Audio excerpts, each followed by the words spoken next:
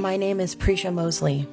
I am a detransitioning woman who began my social transition at 15 years old. I legally changed my name, changed my hair and clothes, and bound my breasts. Breast binding caused permanent damage to my back and ribs.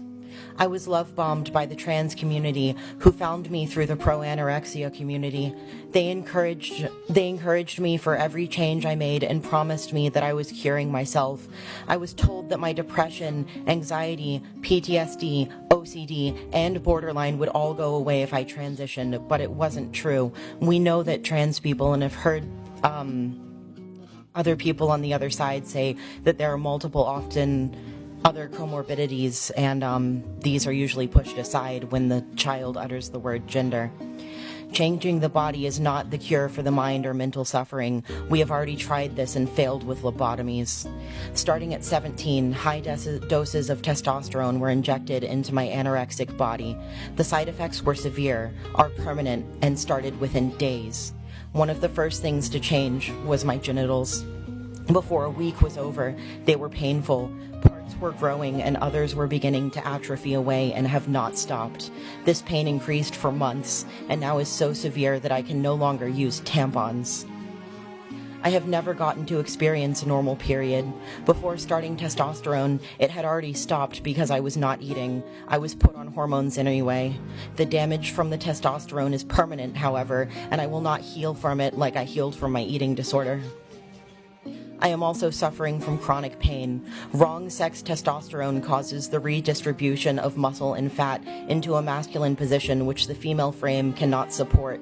My hips are so small and my shoulders are so large that I am in constant burning pain. It hurts to hold myself up.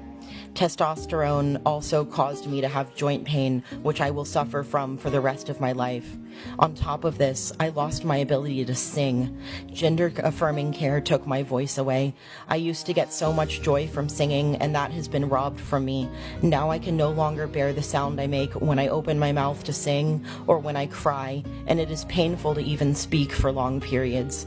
I cannot raise my voice to scream if I'm in danger. Testosterone silenced me. Worst of all, I am most likely infertile. No doctor will touch me. They have all abandoned me since I began to detransition, but I am aware of this fact. I did not want to have children when I was given informed consent shortly after being raped. I was too traumatized and not old enough to know, but my doctors didn't care. My doctors and therapists blackmailed my parents into fast-tracking me down the path to lifelong medicalization. 1 year after starting hormones, my healthy breasts were removed. The surgery was incredibly traumatizing. During this procedure, which is performed on minors, all of the healthy mammary tissue is removed, as well as fat and skin.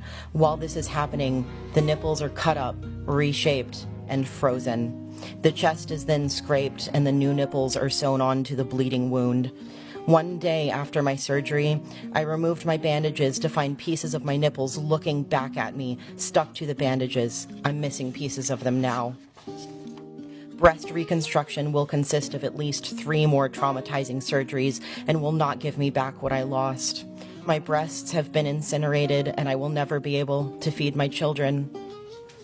I urge you to vote for a bill that protects children from so-called gender-affirming care. I want to be the last person to suffer this way. Please don't let any other vulnerable, mentally ill children become a lifelong medical patient like me. Let them keep their healthy bodies. Thank you.